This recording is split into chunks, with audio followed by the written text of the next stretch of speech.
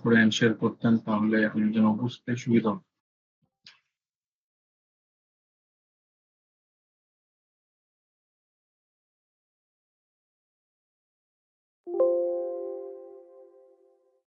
Thank you so much Sam ভাই। আমি ইতিমধ্যে আমাদের প্রতিষ্ঠাতা ভদ্রলোককে মেসেজ করেছি। আশা করা যায় ভদ্রলোক দ্রুতই আমাদের সঙ্গে যুক্ত হবেন যদি ফ্রি থাকেন।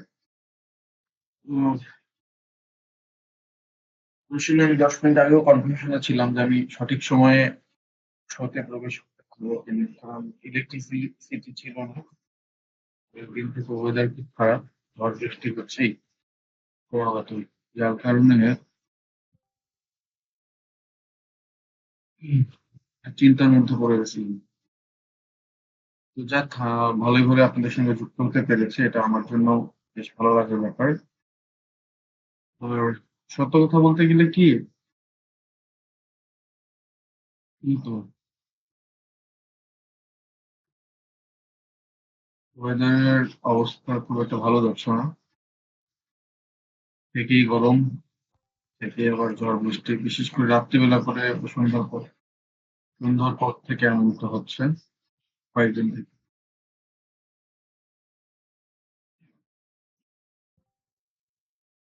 আশা করা যায় তারপরেও আমরা বেশ ভালো সময় কাটাবো সবাই মিলে। এমনটা প্রত্যাশা ব্যক্ত করছি আমার জায়গা থেকে।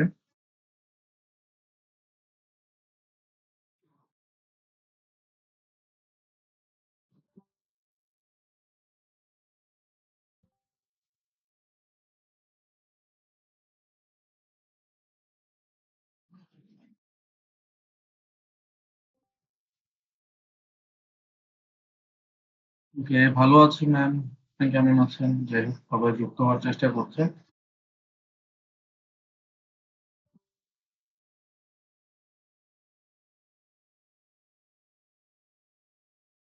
ওয়েল আমরা একটু সময় নিচ্ছি আমাদের অডিয়েন্স বিল্ড আপ হওয়ার জন্য।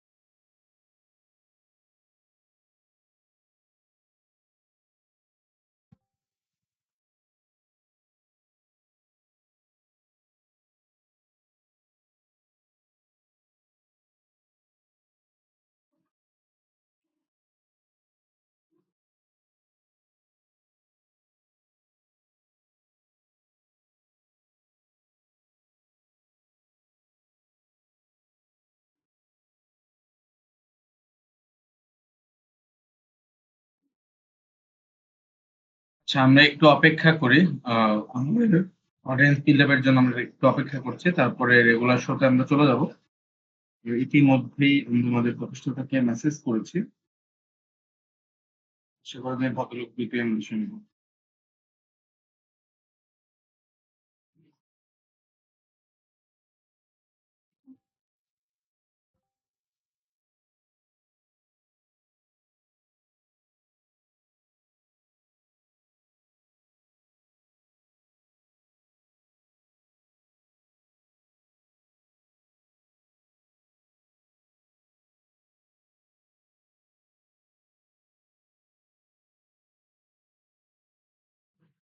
অনেক সদস্য কেন জানি কম। এখনো সবাই যুক্ত হয়নি।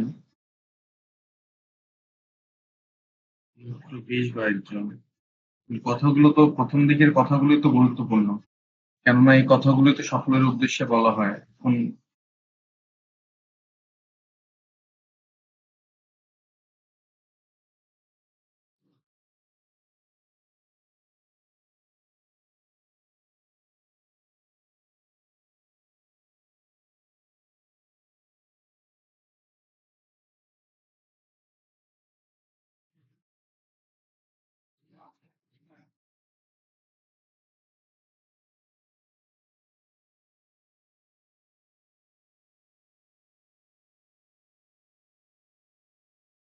আচ্ছা সিএম ভাই সবার উদ্দেশ্যে যদি দয়া করে আরেকবার হচ্ছে মেনশন দিতেন।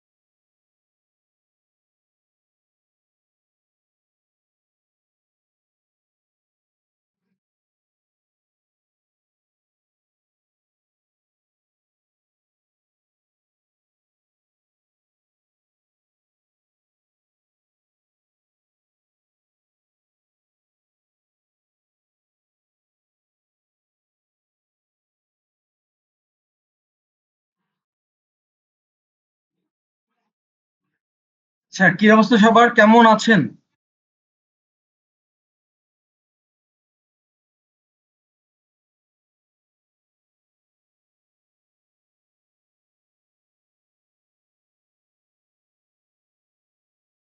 তো আমিও আছি, ভালোই আছি মোটামুটি। আমাদের প্রতিনিয়ত হ্যাং আউট শোতে যেখানে অলওয়েজ 40 জন 50 জন সদস্য থাকতো, সেখানে একদম এতটা সময় যাওয়ার পরেও 30 জনের কোঠা পূর্ণ হচ্ছে না। ব্যাপারটা বেশ হার্ট করেছে। এটা খুবই দুঃখজনক আর কি। তাহলে আমরা তাদের সঙ্গে কাজ করছি দিন দিন, এটাও কিন্তু বেশ ভালো। যাই হোক, আমরা সময় বিলম্ব না করে আমরা শুরুতেই যাব আমাদের সকলের প্রিয় এক্সিকিউটিভ অ্যাডমিন হাফিজুল্লাহ ভাইয়ের কাছে। হাফিজুল্লাহ ভাই, এই সময়টা আপনার।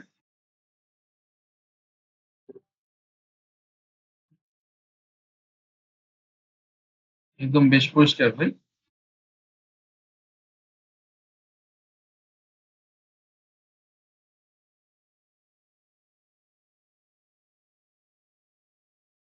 একদম ঠিক বলেছেন ভাই।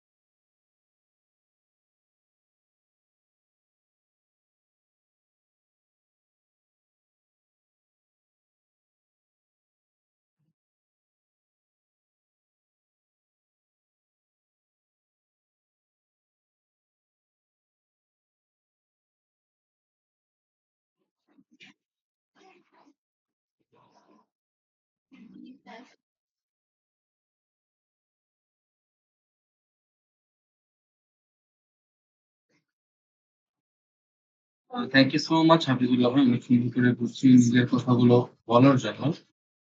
সো ওয়েল, আপনারা কিন্তু হাফিজুল্লাহ ভাইয়ের কথা শুনে ফেলেছেন। আহ, যদিও আমাদের মাঝে এক্সিকিউটিভ অ্যাডমিন ইমপ্রেস দা অনুপস্থিত, আশা করা যায় ভদ্রলোক যদি যুক্ত হয় সে তার কথা জানানোর চেষ্টা করবে। So well, to the point, come to the point. এবার যাব আমরা আমাদের সকলের প্রিয় নওরিন ম্যামের কাছে। নওরিন ম্যাম, এই সময়টা আপনার। হ্যালো, আসসালামু আলাইকুম। আমার কথা কি শোনা যাচ্ছে? হ্যালো। হ্যাঁ ম্যাম, শোনা যাচ্ছে। আচ্ছা, ঠিক আছে। এই উইকে আমার আন্ডারে যারা ছিল, তো ওনাদের নিয়ে সবাইকে নিয়ে তেমন কিছু বলার নেই, অর্থাৎ সকলে মোটামুটি ঠিকঠাক কাজ করেছে। তবে রিপন 40 এবং মোস্তাফিজুর 001 আপনাদের কমেন্টের সংখ্যা অনেক বেশি কম ছিল। তো এখন আমি যেটা সকলের উদ্দেশ্যেই বলব, শুধু আমার আন্ডারে ইউজারদের জন্য না, সকলের উদ্দেশ্যেই বলব যে এখন কিন্তু ডেইলি টাস্ক চ্যানেলে এত বেশি কাজ দেওয়া হয় না। তো সেক্ষেত্রে যদি কমেন্টও এত বেশি কম থাকে, মানে কম বলতে একদম ৭ দিনে ২৪ টা ২৫ টা, এটা কিন্তু অনেক বেশি কম। তাহলে কিন্তু নেক্সট উইকে আর টায়ারে রাখা হবে না আপনাদের। আর নিপা দাস, আমি আপনাকে যে নিয়ে যেটা বলব সেটা হচ্ছে, যেহেতু আপনি নতুন, সেক্ষেত্রে আপনার এবার অনেকগুলো পয়েন্টে একেবারে 0 পাওয়ার হলেও আমি, মানে 0 দেওয়ার ছিল, তাও আমি সেখানে নাম্বার বাড়িয়ে আপনাকে টায়ারে রেখেছি। কিন্তু পরের সপ্তাহে সেটা করতে পারবো না। আর যে বিষয়গুলো আপনাকে আমি অবশ্যই বলব সেটা হচ্ছে, ডেইলি টাস্কের কাজগুলো অবশ্যই কমপ্লিট করতে হবে। আর সেগুলো পোস্টের কমেন্টে আপনার স্ক্রিনশট দিতে হবে। আর কি করতে হবে এটা যদি আপনি না বুঝেন, তাহলে টিকেট ক্রিয়েট করবেন। আর সেই সাথে আপনার ডিসকর্ড এনগেজমেন্টও একেবারে 0 ছিল। তো এইগুলো করলে কিন্তু টায়ারে রাখা হবে না। কিন্তু আমি তাও এই উইকে টায়ারে রেখেছি। তো আমি নেক্সট উইকটা দেখবো। এরপরে একই রকম যদি এক্টিভিটিস থাকে তাহলে কিন্তু আর টায়ারে রাখা যাবে না। আর ডিসকর্ড এনগেজমেন্টটা কিন্তু সবসময় ইম্পর্টেন্ট ছিল, এখনো ইম্পর্টেন্ট থাকবে। আর আরেকটা কথা বলার, সেটা হচ্ছে ডেইলি টাস্কে যেহেতু এখন কাজ খুবই কম দেওয়া হয়, তো সেক্ষেত্রে যেগুলো দেওয়া হয় ওগুলো আপনারা একটু কোয়ালিটিফুল ভাবে করার চেষ্টা করবেন। কারণ আমরা কিন্তু আপনাদেরকে সর্বোচ্চ সাপোর্ট দেওয়ার চেষ্টা করছি, প্রাইস এখন কম থাকা সত্ত্বেও। এবং আমার মনে হয় এখন প্রাইস কম, মানুষও কম, সেক্ষেত্রে মোটামুটি সাপোর্ট সবাই পাচ্ছে। মানে একদম যে অনেক কম পাচ্ছে সেটা না, আগের তুলনায় হয়তো কম পাচ্ছে। কিন্তু যারা বর্তমানে কাজ করছেন ওনাদের যদি এরকম হয় যে ১ সপ্তাহে ২৪ টা কমেন্ট, ১ সপ্তাহে ৩০ টা কমেন্ট, তাহলে কিন্তু মানে একদম টায়ারে দেওয়ার মতো কোনো রিকোয়ারমেন্টই ফুলফিল হচ্ছে না। সেক্ষেত্রে কিন্তু আমরা টায়ারে দিতে পারবো না, যতই কম মানুষ হোক না কেন। এখন ধরেন যে আমার আন্ডারে ১৪ জন মেম্বার আছে। তো আমার আন্ডারের থেকে যদি আমি নেক্সট উইক থেকে এরপরে দেখি যে এত কম, তাহলে আমি ৩ জন হলে ৩ জনকেই টায়ারে দিয়ে দিব। তো ওই ৩ জন হয়তো ৩-৪ টা সাপোর্ট পাবে সাইফক্স থেকে। কারণ এত কম আসলে মানা তো যায় না। মানে আমরা আমরা নিজেরাই বলেছি যে ঠিক আছে, আপনারা কম এনগেজমেন্ট করেন, যেহেতু এখন প্রাইস কম, ইউজারও এত বেশি নাই, তো এত আমরা কাজের প্রেশার দিচ্ছি না। কিন্তু ৭ দিনে ২৪ টা ২৫ টা কমেন্ট, ৭ দিনে ডিসকর্ডে নো এনগেজমেন্ট, এগুলো কিন্তু একদম মানা যায় না। এটাই বলার ছিল। ধন্যবাদ সৌরভ ভাই। Thank you so much ma'am, সুন্দর করে নিজের কথাগুলো গুছিয়ে বলার জন্য। আচ্ছা, এবার যাচ্ছি আমরা আমাদের সকলের প্রিয় আরিফ ভাইয়ের কাছে। আরিফ ভাই, এই সময়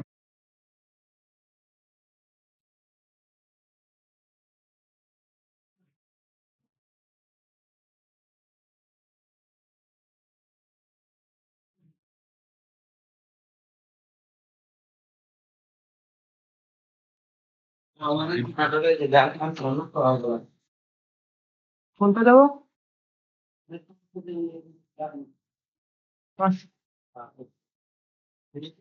কাজী রেহান ভাই, আপনার এখন থেকে ইকো আসছে।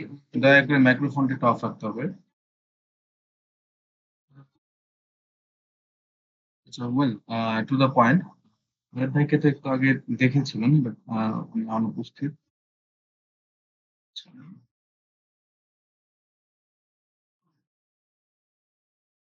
ইমন ভাই আমাকে একটু আগে জানিয়েছে তেমন কিছু তার বলার নেই।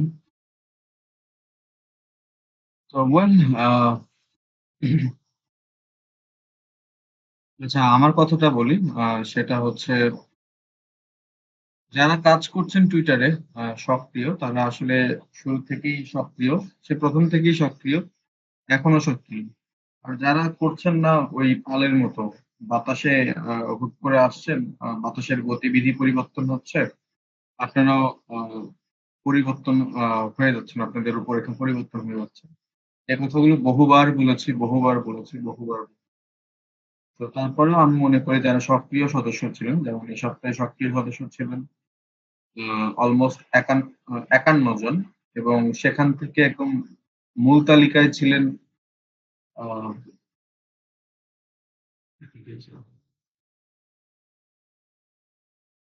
২৬ জন সদস্য, ঠিক আছে? তো মোটামুটি এভারেজ হিসেব করলে ভালো। আর পোস্ট হয়েছে in total ৪৫৭টি।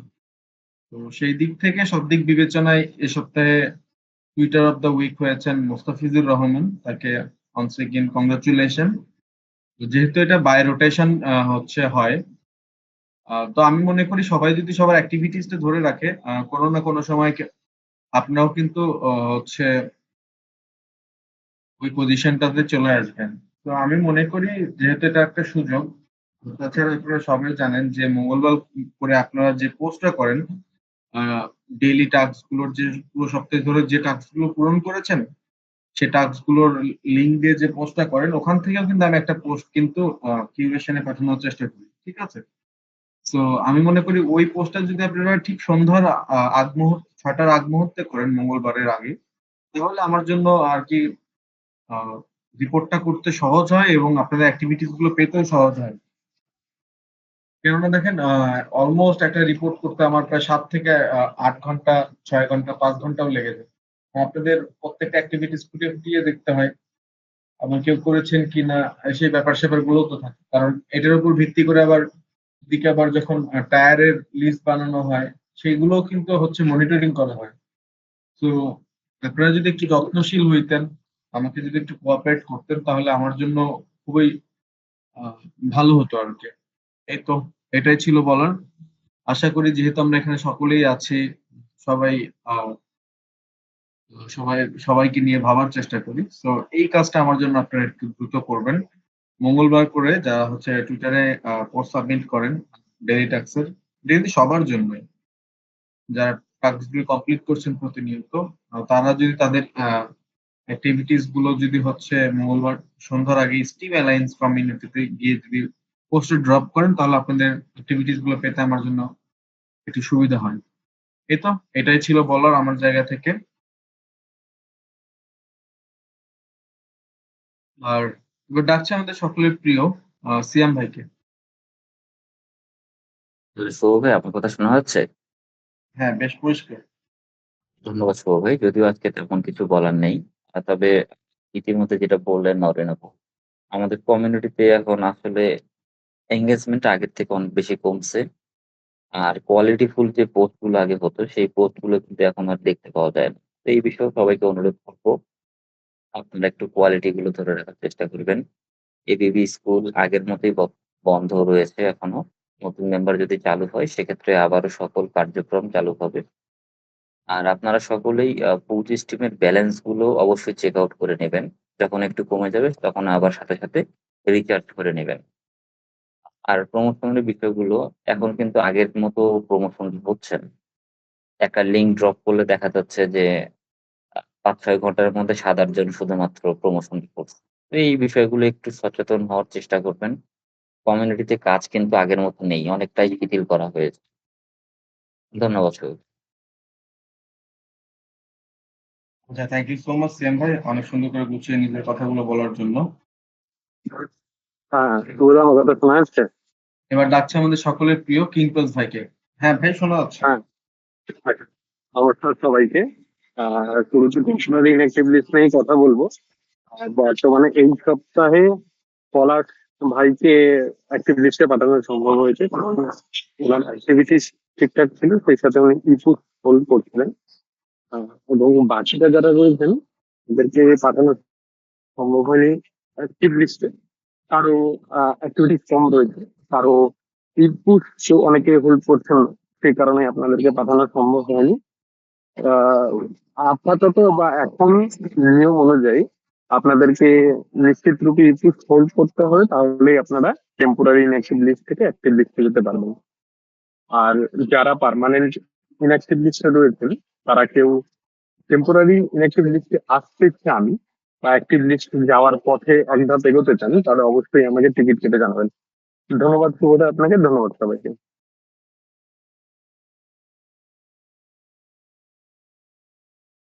Okay, thank you so much কিংকজ ভাই আপনাকে অনেক সুন্দর করে গুছিয়ে নিজের কথাগুলো বলার জন্য।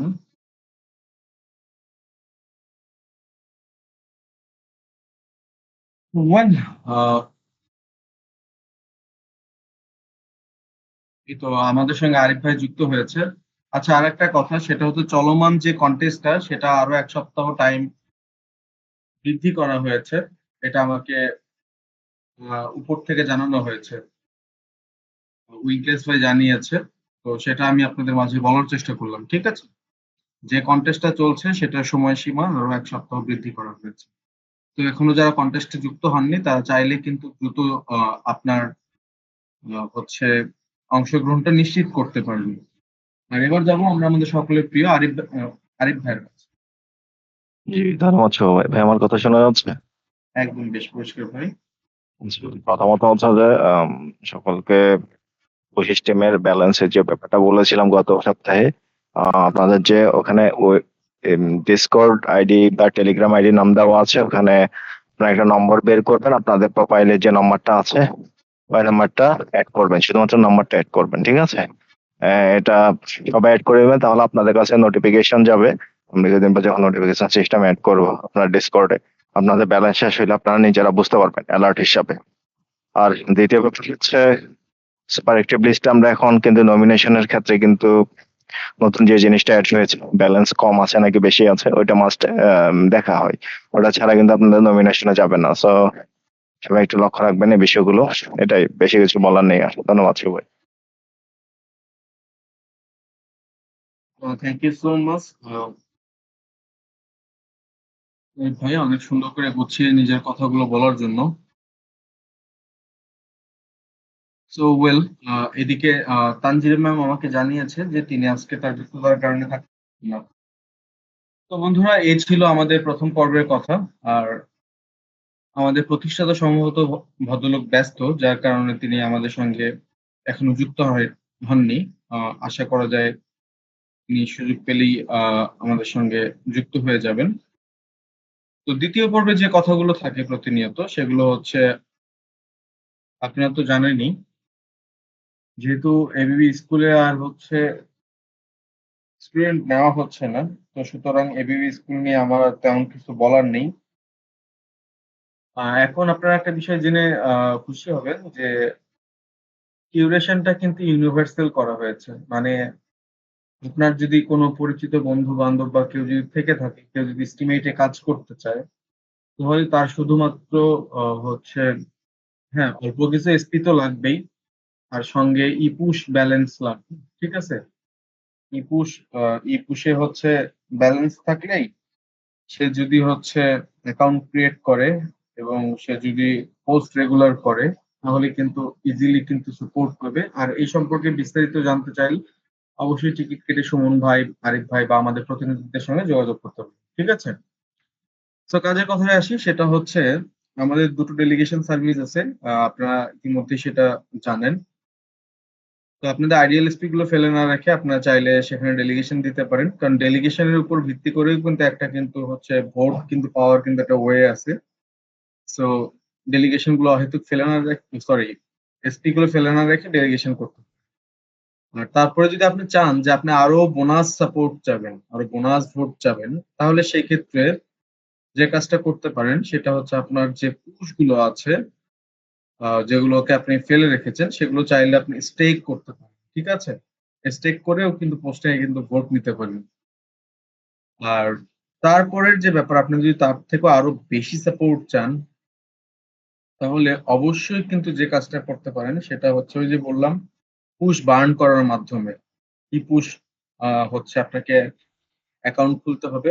মানে কমিউনিটি আকারে কাজ করতে গেলে, কমিউনিটির ইউজার হিসেবে কাজ করতে গেলে, নিয়মকানুন মেনে কাজ করতে গেলে, কমিউনিটি থেকে সাপোর্ট পেতে গেলে আপনার হচ্ছে আ ই পুশে আইডিতে হচ্ছে ব্যালেন্স থাকতে হবে। দেন ব্যালেন্স থাকলে আপনি কমিউনিটির নিয়মকানুন মেনে চললেই কমিউনিটি থেকে আপনার পোস্ট যখন কিউরেশন এ যাবে, তখন কিন্তু ওখান থেকে আপনার অটোমেটিক কিন্তু পুশ কিন্তু বার্ন হবে। আপনার পুশ বার্ন করার মাধ্যমেই কিন্তু আপনাকে সাপোর্টটা দেওয়া হবে। ঠিক আছে? তো এই সহজ কথাটা তো বুঝতে পেরেছেন নাকি?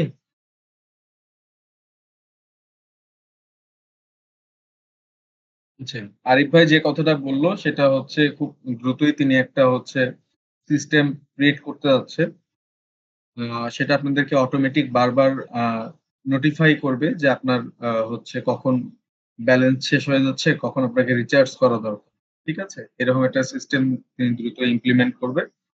আশা করা যায় আমাদের এটা সকলের জন্য উপকার হবে আরকি।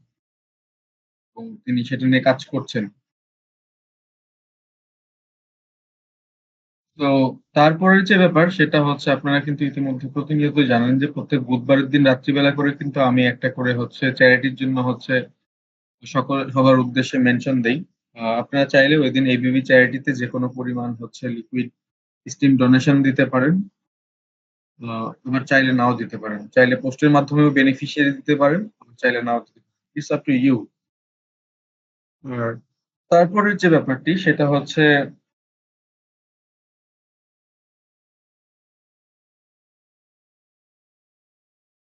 এবিবি স্টেজ শো মানে রবিবারের স্টেজ শো এই সপ্তাহে থাকছে হচ্ছে মূলত পুরো মাসে যে ফিচার্ড পোস্ট গুলো নমিনেশন হয় সেই ফিচার্ড পোস্ট থেকে আহ বাছাই করা হবে কিছু পোস্ট। আর সেখান থেকে কিন্তু যে সকল পোস্ট বাছাই করা হবে সেখান থেকে যাদের পোস্ট বাছাই হবে তাদেরকে কিন্তু হচ্ছে নিয়েই কিন্তু হচ্ছে আড্ডাটা হবে। আমি মনে করি যে আপনারা সবাই উপস্থিত থাকার চেষ্টা করবেন, কেননা আমাদের আড্ডাগুলো কিন্তু ক্রমাগতই কিন্তু বেশ ভালো জমজমাট হয় এবং যারা শ্রোতা হিসাবে থাকেন তাদের জন্য কিন্তু একটা সম্মানের ব্যাপার থাকে, বিষয় থাকে, ব্যবস্থা থাকে এবং যারা গেস্ট হিসাবে আসেন তাদের জন্য কিন্তু সম্মানই থাকে। সো ওভারঅল আপনাদের জন্য সবকিছু। আপনারা যদি থাকেন আপনারা অবশ্যই লাভবান হবেন। আর তারপরের যে ব্যাপার সেটা হচ্ছে এবিবি ফান অল, মানে এবিবি ফান করে আর্ন করেন, এটা ঠিক আছে। তবে ওই যে বললাম এবিবি ফান অল যে আমাদের যে ডিসকর্ড চ্যানেলটা আছে সেখানে কিন্তু আপনারা আপনাদের কোশ্চেন কিন্তু দিতে পারেন। তবে আপনারা একটা জিনিস ওখানে আমি ইদানিং দেখছি যে আমাকে অনেকেই মেনশন করছেন। তো আমি আসলে শুরুতেই তাদের কাছে দুঃখ প্রকাশ করছি। কেননা প্রশ্নটা আসলে আ যারা প্রতিদিন সিলেক্ট করে তাদের চয়েস এর উপর ডিপেন্ড করে। এখন সত্য কথা বলতে গেলে কি মানে হচ্ছে আমি নিজের কোশ্চেনটা প্রতিদিন নিজেই দেওয়ার চেষ্টা করি এবং আ তাছাড়া আসলে ওখানে আমাকে মেনশন করেও কোনো লাভ নেই। হ্যাঁ, আমি হয়তো সর্বোচ্চ যেটা করতে পারি যে আপনাদের আমার যেদিন দিন থাকে সেদিন যদি আপনাদের কমেন্টটা আমার ভালো লাগে সেদিন তাহলে সেটা হয়তো আপনাদের পোস্টে মানে কিউরেশন এর আন্ডার এ নিয়ে আসতে পারি। আইদার ওখানে আমাকে অহেতুক মেনশন দিয়ে লাভ নেই। ঠিক আছে? যারা আমরা যারা আছি প্রতিনিয়ত যারা কোশ্চেন দেখি তাদের যদি ভালো লেগে যায় তাহলে অবশ্যই আপনার কোশ্চেনটা সিলেক্ট করার তারা চেষ্টা করবে এবং এই কাজটা আর করিয়েন না। কারণ ওখানে আমাকে মেনশন দিয়ে আসলে হবেও না কিছু। ঠিক আছে? আর আমি তো ওই যে বললাম আমি আমার নিজের কোশ্চেনটা আমি নিজেই দেওয়ার চেষ্টা করি। আর এরপরে একটা ব্যাপার সেটা হচ্ছে খুব সাবলীলভাবে যদি বলি আ এবিবি ফিচার। এবিবি ফিচার এর জন্য যে বিষয়টা হয় সেটা হচ্ছে আপনাদের পোস্ট গুলোকেই হচ্ছে আমরা আবার একটু বাড়তি সাপোর্ট এর আন্ডার এ নিয়ে আসার জন্য যে কাজটা করি সেটা হচ্ছে আপনাদের পোস্ট নিয়েই ভাই আমি তো ভাই নিজের নিজেই দেই। আমার কিছু লাভ নাই। আপনাদেরকে ঘুষ দিলে তাও হচ্ছে কাজ হতে পারে।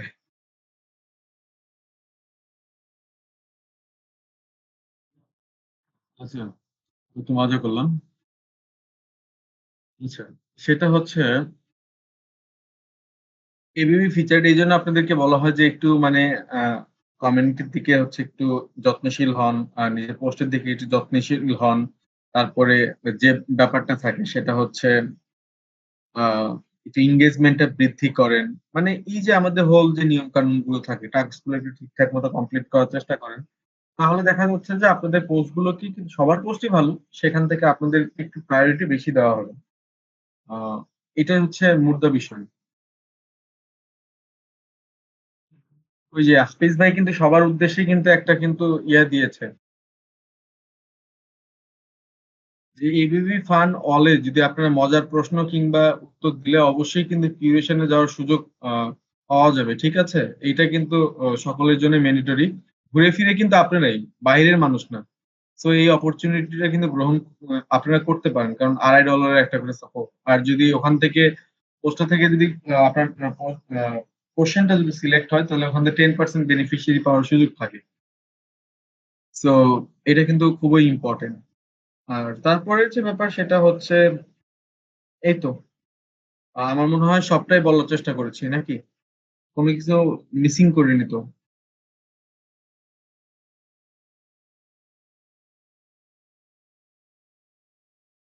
আচ্ছা সর্বোপরি যে কথা আপনাদের হচ্ছে সবার উদ্দেশ্যে আবারও রিমাইন্ড করে দিচ্ছি সেটা হচ্ছে ই পুশ ব্যালেন্সে যদি হচ্ছে আপনার ব্যালেন্স না থাকে, ই পুশ আইডিতে যদি ব্যালেন্স না থাকে তাহলে কিন্তু কোনো পোস্ট ক্রিয়েশনে গেলেও কিন্তু সেটা বট অটোমেটিক স্কিপ করে ফেলবে, ঠিক আছে? তো অবশ্যই ই পুশ আইডিতে ব্যালেন্স রাখবেন, ব্যালেন্স লোড করে রাখবেন, রিজার্ভ ব্যালেন্স রাখবেন। তাহলে আপনাদের জন্যই ভালো হবে। ওকে, এই তো। আর আবারও once again যেটা বলবো সেটা হচ্ছে ইতিমধ্যে আমরা কয়েকটা কন্টেস্টের পোস্ট দেখেছি, বেশ ভালো ভালো আহ, প্রতিভা, নিজেদের সৃজনশীল কার্যক্রম আপনারা দেখানোর চেষ্টা করেছেন। এটা সত্যি অনেক আহ, প্রশংসনীয় ব্যাপার। তো ওই জায়গাটা থেকে যদি বলতেই হয় তাহলে যে কথাটা বলবো সেটা হচ্ছে চেষ্টা করুন হচ্ছে, যেতে আরো একটা সময় বৃদ্ধি করানো হয়েছে, একটা সপ্তাহ। অবশ্যই চেষ্টা করুন হচ্ছে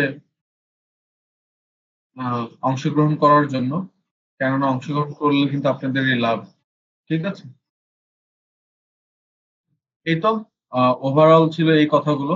যেহেতু এখনো আমাদের সঙ্গে দাদা উপস্থিত হয়নি, আশা করা যায় দাদা উপস্থিত হলে দাদা তার নিজের কথাগুলো বলবেন। আর এই পর্বে আপনারা হচ্ছে কুইজ খেলুন, আর কুইজের জন্য ডাকছে আমাদের সকলের প্রিয় আরিফ ভাই, হাফিজ ভাই, সুমন ভাই তো আছেন, কিংক্রোজ দা আছেন, সিএম ভাই আছেন। সো কুইজ খেলুন, মজা করুন।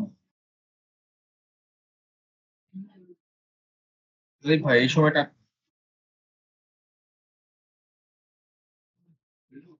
জি, ধন্যবাদ শুভ ভাই। আহ, থ্যাংক ইউ। এই তো আমাদের কুইজ সেগমেন্টটা শুরু হচ্ছে, সবাই একটু লক্ষ্য রাখবেন, একটু সময় দিবেন। অন্য একটা চ্যানেলে জিনিসটা করা, তো এটা একটু সমস্যা হয়ে যাচ্ছে। কি আমাদের প্রথম প্রশ্নটি আসছে?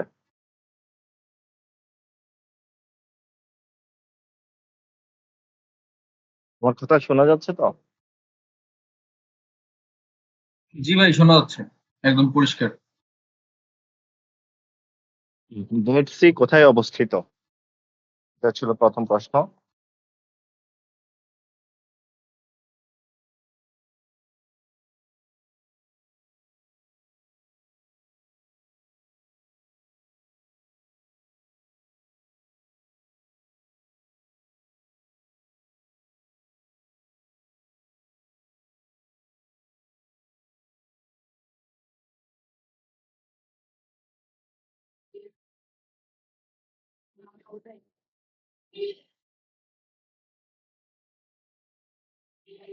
সঠিক উত্তর হচ্ছে জর্দান। কে দিয়েছেন একটু যদি দেখতেন। ওনাকে শ্যামসুন্দর ভাই দিয়েছেন। ঠিক আছে। Okay. আমাদের দ্বিতীয় প্রশ্নটি আসছে, সবাই একটু লক্ষ্য রাখবেন। 1 থেকে 10 পর্যন্ত যোগফল কত? 1, 2, 3 এভাবে যদি আমি করি তাহলে যোগফল টোটাল কত হবে?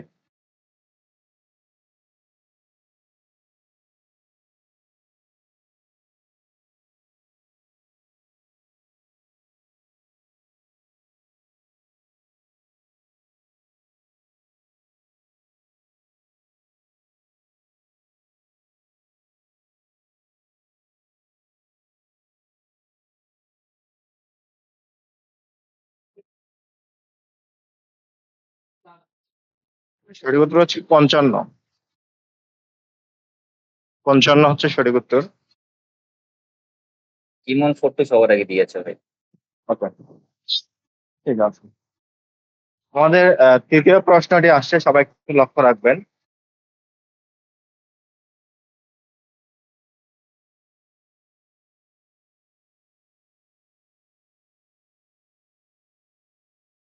বাংলাদেশের সবচেয়ে বড় নদী কোনটি?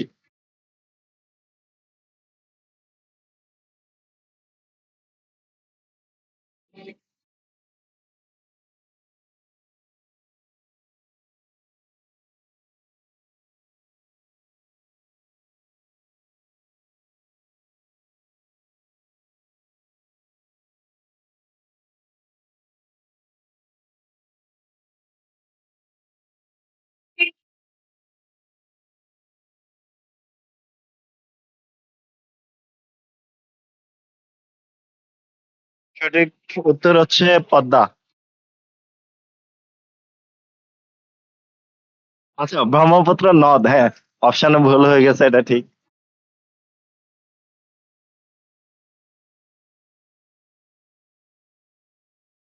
ঠিক আছে। গ্রিন নাকি সবাই দিয়েছে। আচ্ছা, ঠিক আছে, এরপর আমাদের সর্বশেষ কুইজটি আসছে, সবাই একটু লক্ষ্য রাখবেন।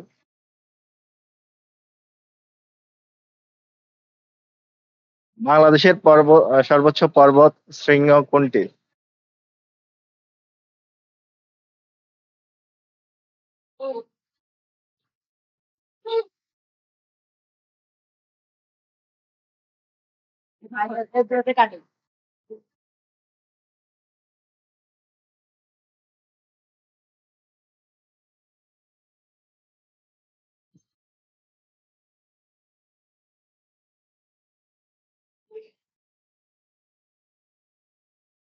সঠিক উত্তর হচ্ছে তাজিং ডং। কে দিয়েছেন সর্বপ্রথম দেখেন? সবার প্রথমে দিয়েছে ইমন ফোর্টু, উনি একবার উইনার হয়েছে। এরপরে দিয়েছেন মনিরা। জি ভাই। এটা ছিল আমাদের পক্ষ থেকে কুইজ। এরপর দাদার কাছে যাব।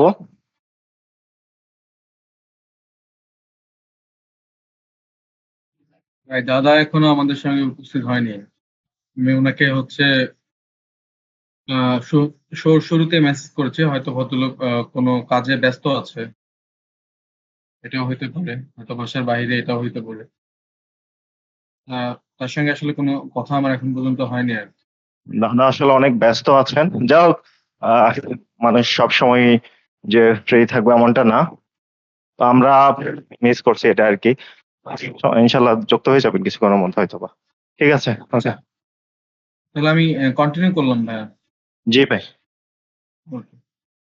Thank you so much Arif ভাই, এবং যারা কুইজ খেললেন তাদের সবাইকে হচ্ছে ধন্যবাদ জ্ঞাপন করছি, এবং যারা উইনার হয়েছেন তাদের তাদের কাছে কিন্তু অবশ্যই জিলাপি খাওয়ার পয়সা পৌঁছে যাবে।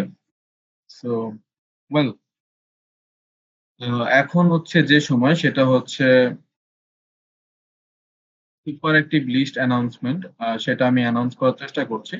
টায়ার ওয়ানে আছেন টিএস অনিয়া, ফাতেমি 001, পারুল 19, এনএর অফিস 71, এজিএস আজিম, বিজয় 1, সাইম আক্তার, রিয়াদ এক্স 2, পূর্ণিমা 14, মনিরা 999, জামাল 7, শিমুল আক্তার, মাকসুদা কাউসার, ইমন 42, সেলিনা 75 এবং মহিন আহমেদ। কংগ্রাচুলেশন, আপনারা আছেন টায়ার ওয়ানে। ঠিক আছে, টায়ার টু তে আছেন Mohammad 786, Ankan, Maria 47, Tanha 001, Rayan 111, Israt Mim, Shamsun Nahar Sweety, Kazi Raihan, Mahfuzun Nila, green 015, BD women, Johnny Prince, Abu Bakkar 121। Congratulation, আপনারা আছেন টায়ার টু তে। ঠিক আছে, এবার finally tier three. Tier three তে আছেন শাপলা দত্ত, অর্পিতা 007, নিলয় মজুমদার, মোস্তাফিজুর 001, রিপন 40 এবং নিপা দাস। কংগ্রাচুলেশন, আপনারা আছেন টায়ার থ্রিতে। আর এরই মাঝ দিয়ে মোটামুটি আমাদের সুপার অ্যাক্টিভ লিস্ট অ্যানাউন্সমেন্ট ছিল, সেটা কিন্তু সেই সেগমেন্টটা কিন্তু শেষ হয়ে গেল। ঠিক আছে,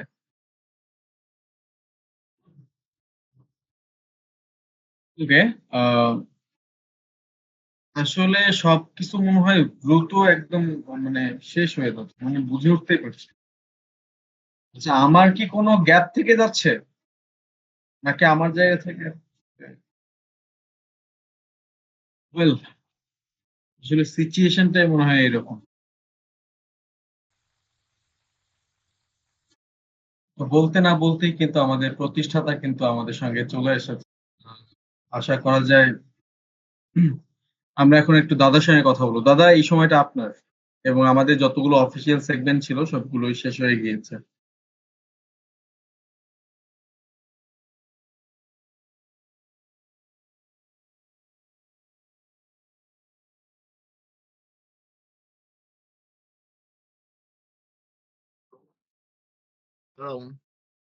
জি দাদা, কেমন আছেন?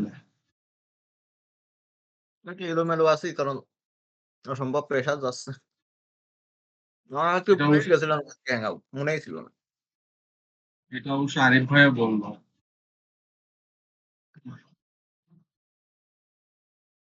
বাসার সবাই কেমন আছে দাদা?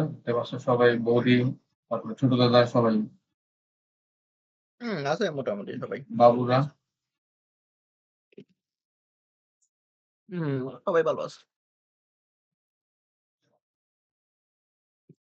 এটা আমেরিকান কোম্পানি, ওদের সাথে ডিল করছি তো ওরা ডকুমেন্টেশনে যে পরিমাণ যন্ত্রণা দিচ্ছে তার বলার মতো না। বিজনেস করতে গেলে আমেরিকা ছাড়া গতি নেই।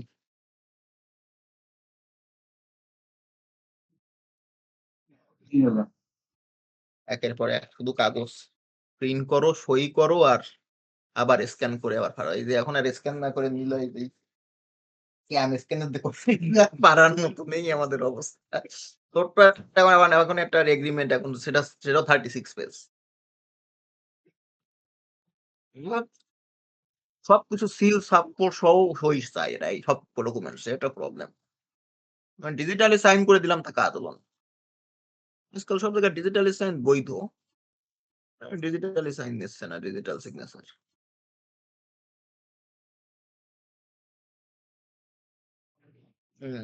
কুইজ দেবো তাই? জি দাদা।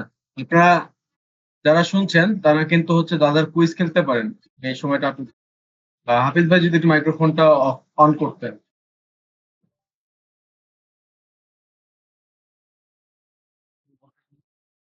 বলছেন ওয়াটারমার্ক থাক, তাতে আর বানা যাচ্ছে না। ওয়াটারমার্ক সহ পাঠিয়ে দাও। আমারও হোয়াটসঅ্যাপ পাঠিয়ে দাও, সাবমিট করে দেবো।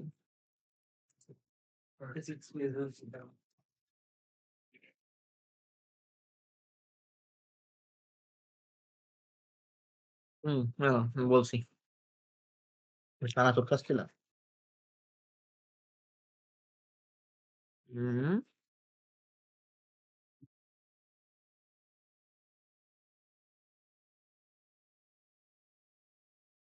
একটু কথা বলে নি যে আমরা কিছু কিছু ব্লক, আমরা নিজেরা ব্লক চেইন তৈরি করছি, আপনারা মনে হয় জানেন। সেইন এটা না করা অবধি ডেবিট কার্ডের যে সিস্টেম বলেছিলাম, মানে crypto debit card plus others আরো অনেক, এগুলো ফিচার আপাতত আমরা অফ রেখেছি, কারণ নিজেদের সেইনে সব করতে চাচ্ছি। সেইনের কাজ চলছে, ফার্মিং থেকে শুরু করে অনেক কিছুই থাকবে, গেম টেম এগুলো। টাকা থাকতে হবে, নিজে টাকা থাকবেন, টাকা দিয়ে টাকা বানাতে পারবেন। শুধু ফ্রি পেয়ে বেঁচে কিন্তু বড় লোক হওয়া যায় না, ইনভেস্টমেন্ট হচ্ছে মেইন। যেগুলো ডেফি, ডিসেন্ট্রালাইজড ফাইন্যান্স, সেক্ষেত্রে মানি রিস্ক নেই, মানে প্রিন্সিপাল রিস্ক কম।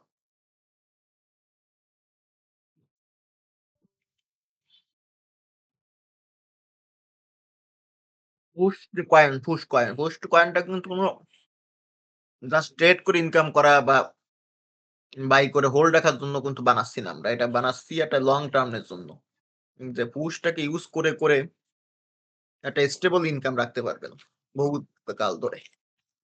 যেমন একটা সিস্টেম আমরা মাথার থেকে বের করেছি, সেটা হলো লক অ্যান্ড আর, এই লক অ্যান্ড মিন্ট। অর্থাৎ ধরুন আপনি এটা পরে বলে জটিল আছে, কমপ্লেক্স আছে, হ্যাঁ পাঠিয়ে দাও, দিয়ে চলে যাবো। এই একটা নির্দিষ্ট অ্যামাউন্টের পুশ আপনি লক করতে পারবেন সেল না করে, তার এগেনস্টে লোন নিতে পারবেন, মানে মিন্ট করতে পারবেন। কি মিন্ট করতে পারবেন? পিইউএসডি, অর্থাৎ পিইউএসডি ছাপাতে পারবেন, নোটের মতো ডলার ছাপানো। এক পিইউএসডি সমান অলওয়েজ অন ইউএসডি, যেটা আমরা ইউনিসোয়াপে সেইভাবে সেট করে রেখেছি। মানে আপনি $1 নিচে বা $1 উপরের দামে আপনারা কখনো সেল বা বাই করতে পারবেন না। ধরুন আপনি 1 কোটি পুশ লক করলেন, এই লক না তো, হ্যাঁ লক, 1 কোটি পুশ লক করলেন, তার এগেনস্টে মার্জিন 25% রাখা হলো। মার্কেট তো ভোলাটাইল, কখনো উঠবে কখনো নামবে। তাহলে আপনি ধরুন 1 কোটিতে এখন এই মুহূর্তে আছে 75, এই $1,20,000। তার কিন্তু সেটা পাবেন না, পাবেন $75,000। এই ডলারটা কিন্তু আপনি মিন্টেড কয়েন হিসেবে পাবেন, মানে তো নতুন কয়েন ছাপানো হবে $75,000 পুশ ইউএসডি। এই পুশ ইউএসডি আপনি ফ্রিলি ইউজ করতে পারবেন, অর্থাৎ সেটার সাথে ইউএসডি কনভার্ট করতে পারবেন, করে সেটা আপনি অন্য কোথাও ইনভেস্ট করতে পারবেন অথবা চাইলে ব্যাংকে উইথড্র করতে পারবেন। যা ইচ্ছা তাই করতে পারবেন। কিন্তু শর্ত একটা, আপনার তো কোলাট্রাল আছে। কোলাট্রাল যে ১ কোটি ফুস আছে সেটা তো লক করা আছে। ওটা ছাড়াতে গেলে আপনার ওই যে PUSD টা আপনি মিন্ট করেছিলেন সেটা ফেরত দিতে হবে।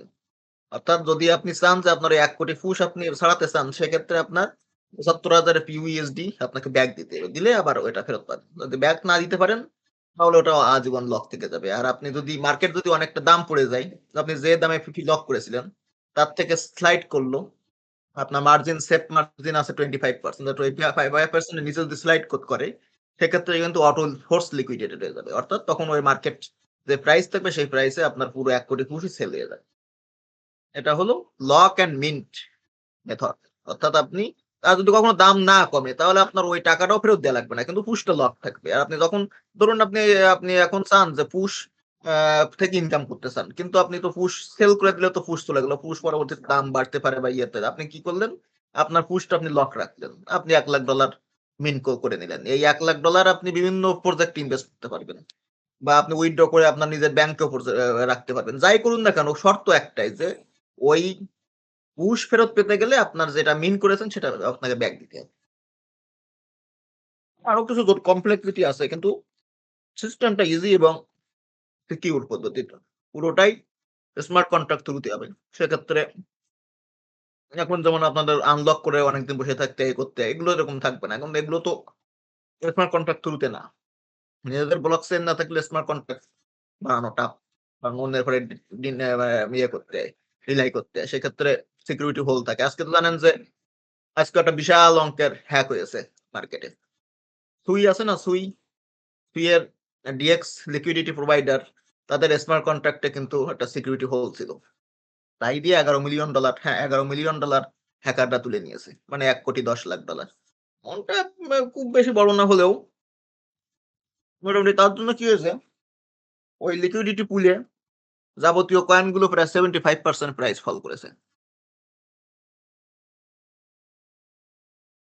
এইসব কারণে আমরা স্মার্ট কন্ট্রাক্টটা নিজেদের চেইনে করব, থার্ড পার্টি কোনো ব্লক চেইনে না রেখে।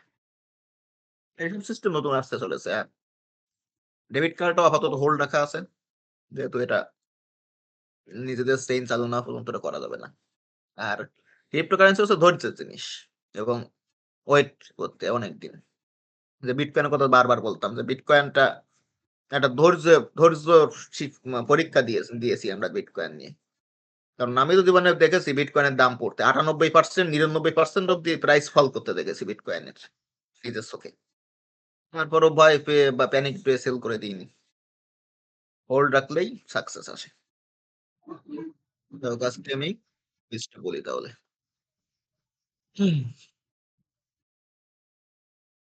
কুইজ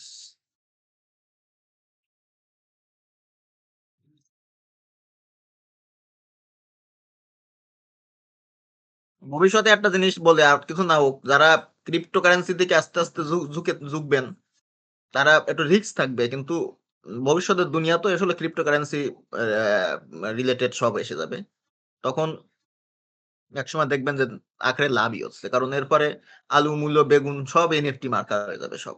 মানে আমরা একটা সিস্টেম তৈরি করতে চাচ্ছি আসলে ফার্মিং করা, মানে এনএফটি ফার্মিং করবেন। এনএফটি ফার্মিং মেথডটা খুব একটা এখনো পপুলার হয়নি, কিন্তু এটা চালু করতে পারলে বিশাল পপুলারিটির সম্ভাবনা আছে। কারণ টাকা দিয়ে টাকা বানাতে পারি তো আমরা। আপনি আলু আলু আলু চাষ করবেন, অনলাইনে চাষ করবেন, এনএফটি থ্রুতে আলু চাষ করবেন, সেই আলু থেকে প্রফিট। কিন্তু এটা শুধুমাত্র ভার্চুয়াল লাইফে থাকবে না, এটা নিয়ে আমাদের নিজেদের মধ্যে মিটিং করেছি।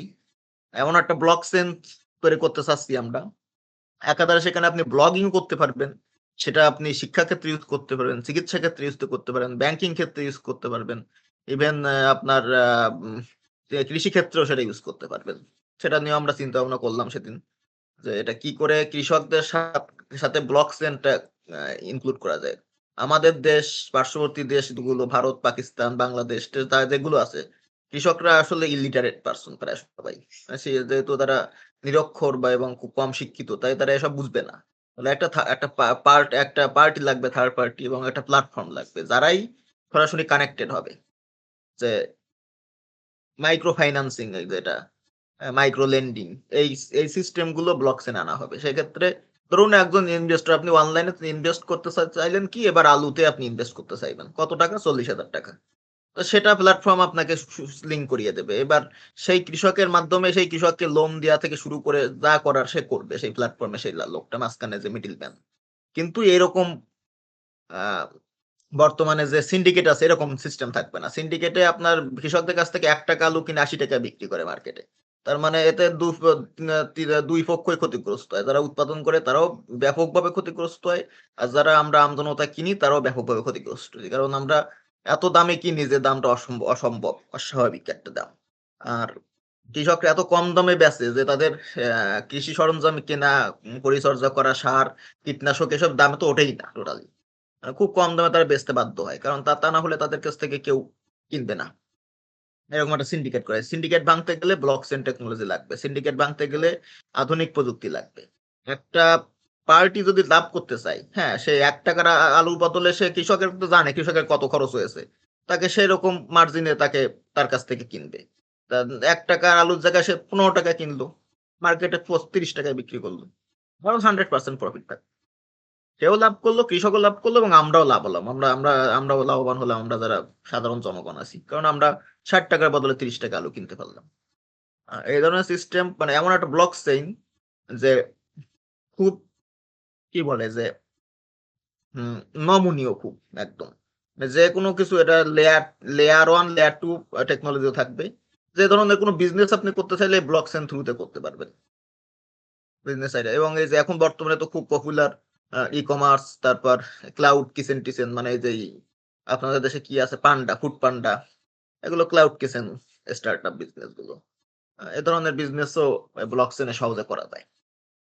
এরকম নিয়ে আমরা এখন এগুলো নিয়েই আমরা ডেভেলপমেন্ট নিয়ে চিন্তা ভাবনা করছি। আর পুশ টু স্টিমে পুশ টু স্টিমটা কোনো ইয়ে থাকলে, মানে এরর থাকলে বা কোনো সমস্যা থাকলে আমাকে জানাবেন। কারণ খুব তড়িঘড়ি করেছি কাজটা। হুম, যাতে অনেক ভুল ভ্রান্তি থাকতে পারে। তবে সিস্টেমটা এমনভাবে ম্যানেজ করা হয়েছে, ওখানে আরিফ ভাই কাজ করেছেন, আমাদের বাউন্টি কিং কাজ করেছে। এরা এমনভাবে সিস্টেমটা তৈরি করেছে যে আপনার ডেটা হারানোর কোনো পথ নেই। যে আপনার ভুল হতেই পারে, ডেটা এলোমেলো দেখাতে পারে বা কোনো কিছু। কিন্তু সঠিক ডেটা সবসময় থাকবে আরকি। মানে এটা ব্লকচেন থেকে ডেটাগুলো রিট্রিভ করা হয়। যে বা আপনি কত পুশ ডিপোজিট করেছেন সেটা আপনার আমাদের ডেটাবেজে ভুল থাকতে পারে বা ডিলিট হয়ে যেতে পারে। তাতে প্রবলেম নেই। ১ মিনিট লাগবে ফিক্স করতে। কারণ আসল ডেটাটা থাকে ব্লকচেইনে। ব্লকচেন থেকে রিট্রিভ করি আমরা। এখান থেকে ক্যালকুলেশন করা হয়। সেক্ষেত্রে এখানে কোনো রিস্ক নেই তেমন। যাক, এটা কথা বললাম। এবার আমি একটু কুইজের কুইজের ব্যাপারে কথা বলি।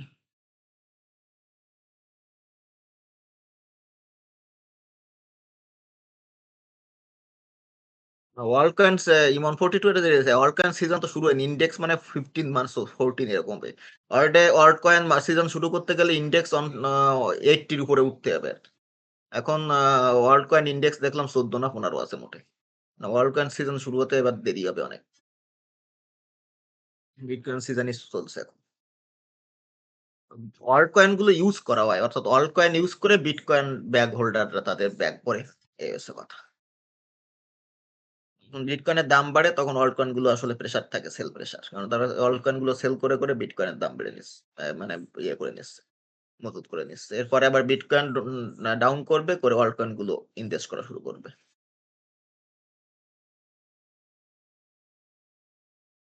তাহলে কোন দিকে কি নিয়ে বলবো?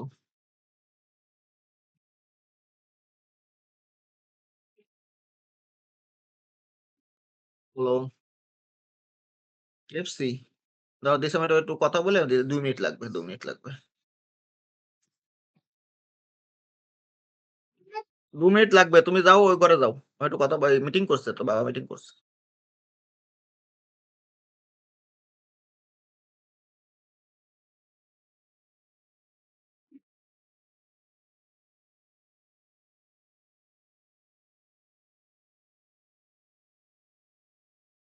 তা কোন দিক কোন সেক্টর নিয়ে ইয়ে বলবো কুইজ?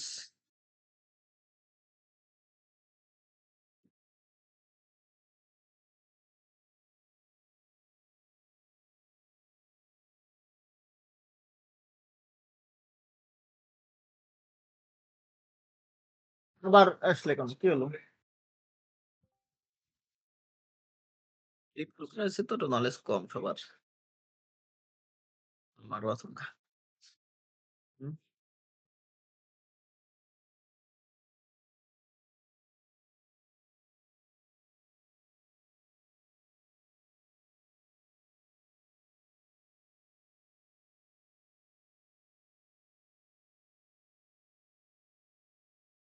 আচ্ছা তাহলে ক্রিপ্টো কয়েন থেকে একটা ধরি।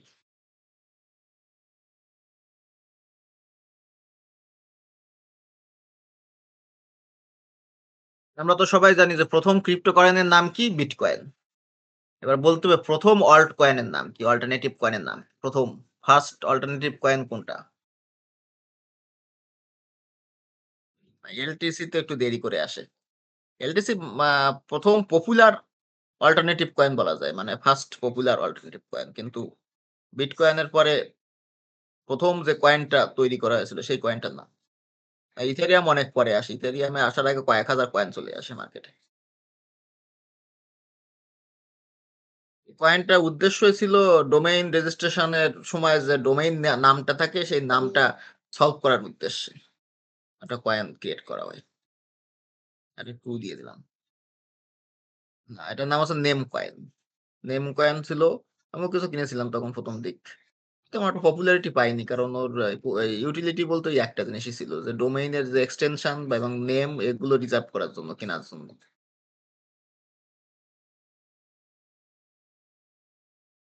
জি দাদা, মিম কয়েন দিয়েছে একজন মহিলা আহমেদ। এর কোড আর বিটকয়েনের কোড সেম। একই কয়েন আরকি। মানে কোড সেম 99% মিল কয়েন একই। যাই হোক তাহলে এটা সঠিক উত্তর হবে হচ্ছে নেম কয়েন। জি দাদা। কেউ পেরেছে? জি দাদা, মহিন আহমেদ ভাই লিখেছেন।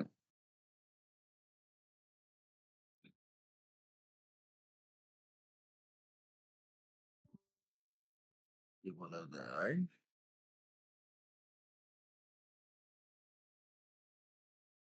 গুগলে সার্চ করলে হবে না। গুগলে ভুলভাল দেখায়। অনেকে গুগলে সার্চ করে দিয়েছে মনে হয় সেজন্য ভুল।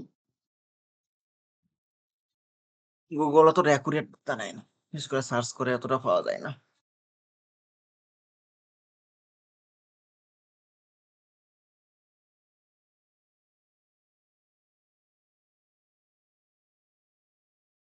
এবার দেখে আরেকটা ক্রিপ্টোকারেন্সি সম্পর্কে ধরি।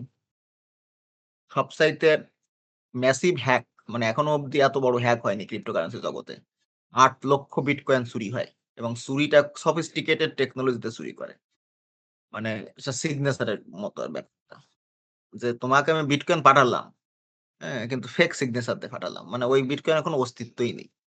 পরবর্তীতে ওই কয়েনটার মানে সে লেজার শিটে মানে থাকবে না। ওই এক্সিস্টিং নন এক্সিস্টিং কয়েন।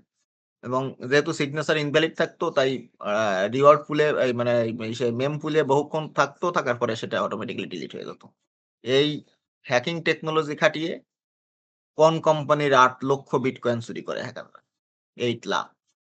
এখনকার হিসাবে অস্বাভাবিক একটা অ্যামাউন্ট। তখন তো $৩ দাম ছিল সেজন্য অতটা বড় অ্যামাউন্ট না।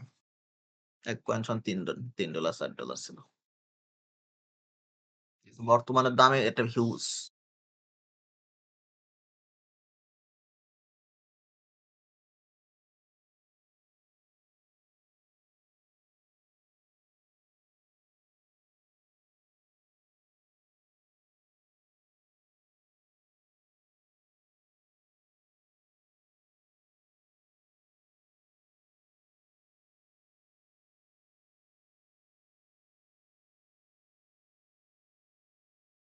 দাদা সময় শেষ। কেউ পেরেছে? এটা হচ্ছে এমটি গক্স। মার্ক কার্পেলাসের এমটি গক্স। সেই ফেমাস এমটি গক্স। এমটি গক্সের নাম কেউ শোনেনি, তাই না? দাদা একজন উত্তর দিয়েছে কিন্তু সময় শেষ হওয়ার পরেই। এমটি গক্সে খুব জনপ্রিয়তা ছিল ১০০ এমটি গক্স। এমটি গক্সে আমারও কিছু কয়েন লস আছে বিটকয়েন। ১১৬ আ এই ১০০ বলছি ১১১৬ না ১৬১১ আমার ভালো অ্যামাউন্টটাও মনে নেই এখন। এরকম ১৬০০ বা ১১০০ এরকম সামথিং হবে। বিটকয়েন লস করেছিলাম। প্রচুর মানুষের টাকা আটকে যায় ওখানে। না তখন $5 দাম ছিল ওই সময় প্রাইস। পরবর্তীতে বাড়ে। $1000 উঠে যায়, পরে আবার $80 নেমে। কিন্তু যখন কিনেছিলাম $5 দিয়ে কিনেছিলাম পার কয়েন।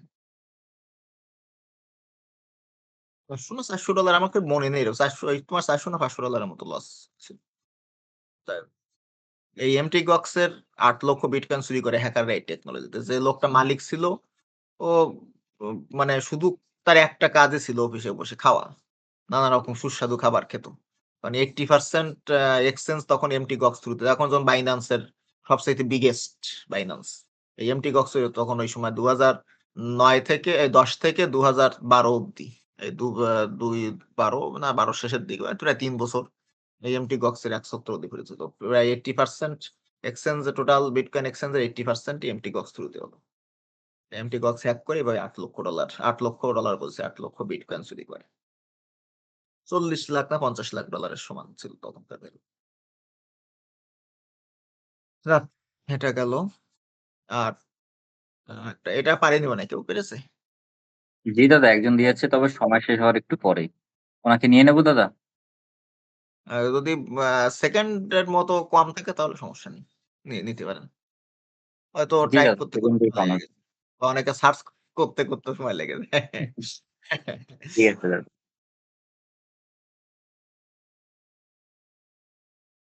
অন্য ক্রিপ্টো বাদ দিয়ে অন্য কিছু তো করি।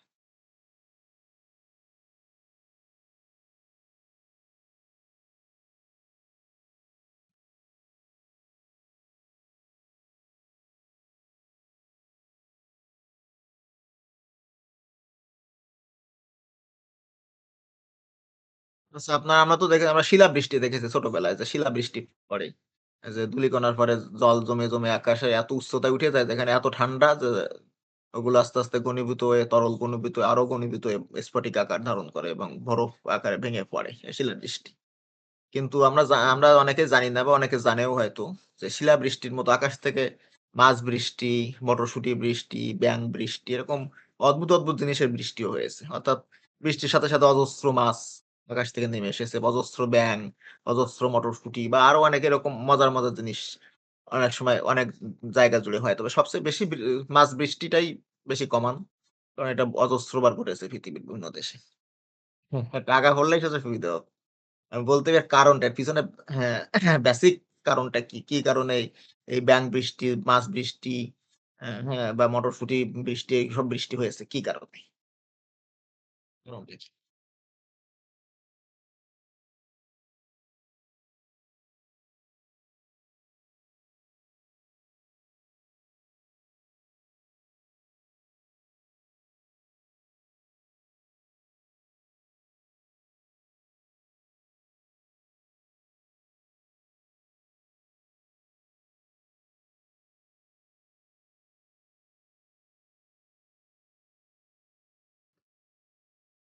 দাদা সময় শেষ।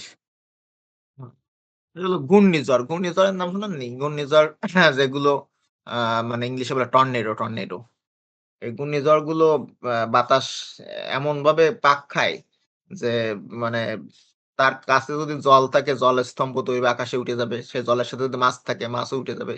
বা যদি ব্যাঙ-ট্যাং বা জলজ কোনো প্রাণী থাকে সেগুলো উপরে উঠে যাবে।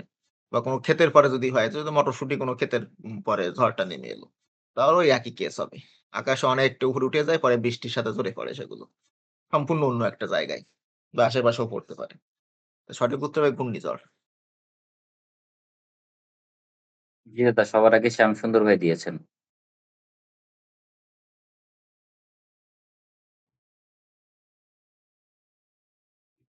ব্যাঙের পা হলো ফরাসিটা খুব বেশি খায় ব্যাঙের।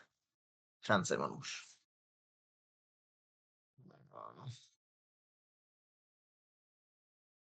ব্যাঙ দেখলেই তো ঘেন্না করে। তা ব্যাঙের পা খাওয়ার তো দূরের কথা।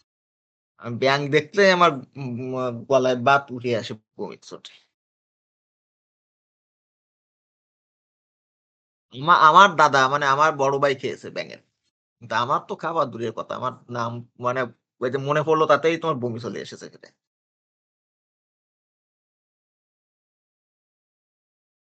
সোনা ব্যাঙ আছে না? ওই সোনা ব্যাঙের ঠ্যাং।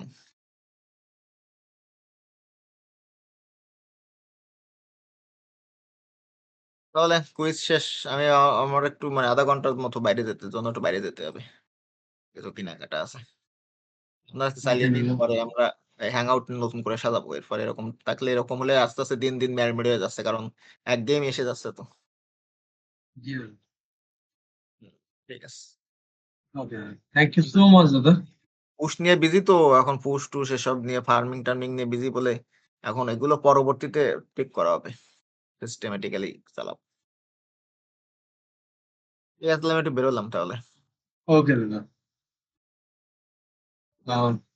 ধন্যবাদ সবাইকে যারা দীর্ঘ সময় থেকে আমাদের সঙ্গে ছিলেন এবং পুরো শোটা উপভোগ করেছেন। তাদের সবাইকে ধন্যবাদ এবং দেখা হবে আগামীতে। ততক্ষণ পর্যন্ত ভালো থাকুন, সুস্থ থাকুন। ধন্যবাদ সবাইকে।